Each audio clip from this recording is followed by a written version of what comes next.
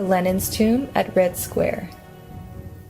It was in 1961, along with many other artifacts, that Stalin's corpse was quietly displaced and buried elsewhere. The years that followed his death were explosive. Stories of his monstrous murders were creeping out from the dark. Stalin's cult of personalities was denounced in Nikita Khrushchev's, the new leader's, secret speech in 1956. The people took their anger to the streets and demolished many statues that stood strong, depicting a glorious Stalin. It was the end of a long and painful struggle for the Soviet people.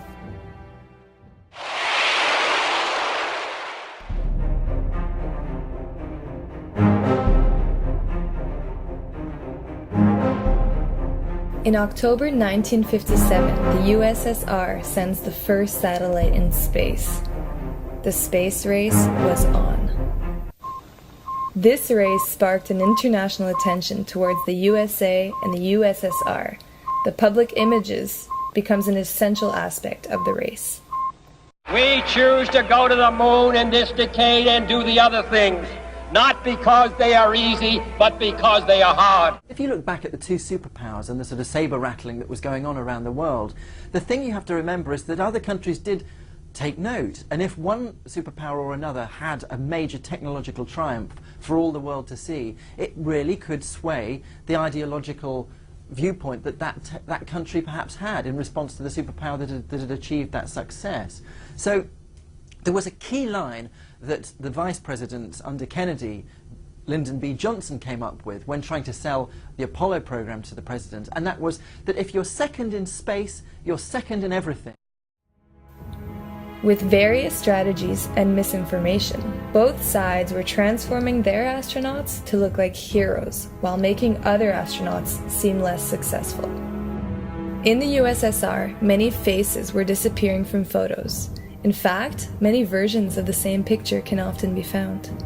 Grigory Nelyubov is standing in the back row in this picture taken in 1961 with his cosmonaut team at the Black Sea resort of Sochi. In the second shot, he disappears. It was later found out that he had been fired for misconduct and later committed suicide. The first suspicions the population had concerning the missing people on the photographs were that those cosmonauts died and reflected failed Soviet attempts in the space race. But in the certain case of Nedelin disaster, approximately hundreds of people died, including the Marshal himself. But this was an isolated case, and most of the missing cosmonauts from the Soviet pictures had only been fired for misconduct and such.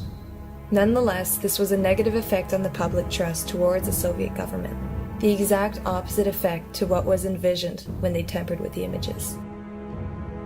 But this type of practice does not stop or begin in USSR.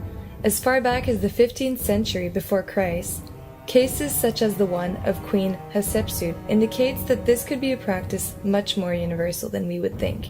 When her role as pharaoh came to an end, her nephew, the new pharaoh, Thutmose III, had her name chiseled away from all monuments and temples. Romans became famous for this practice, which they named Damnatio Memoriae, which translates to condemnation of memory. Here's the example of Emperor Geta killed by his brother, Emperor Caracalla. He then had the face of his brother removed from portraits and statues, and his name chiseled away from monuments. Many Roman leaders suffered from a similar fate. The destruction spread to statues, money, and stone inscriptions. Later in history, Pope Alexander VI, who had led a life unworthy of his role as the representative of God and head of the Catholic Church, had his portrait removed from the walls of the Vatican and his body buried outside of St. Peter's.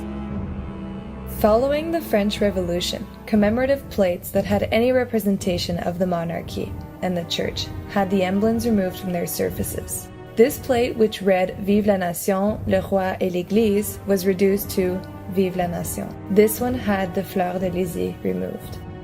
In 2011, in Egypt, Cairo court ordered that images of the ousted Egyptian president, Hosni Mubarak, and his wife, as well as their names, be removed from all public squares, streets, libraries, and other public institutions around the country.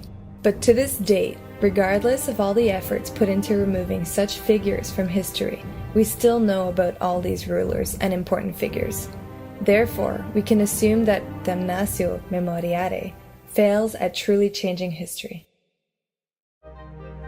Media image manipulation to ensure propaganda also still occurs in today's political world.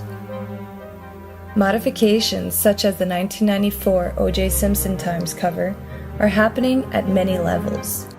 By comparing it with the photography from the same mugshot published in the Newsweek, we saw that Simpson's face is darker, blurrier, and that the audience is more likely to perceive him as a devil.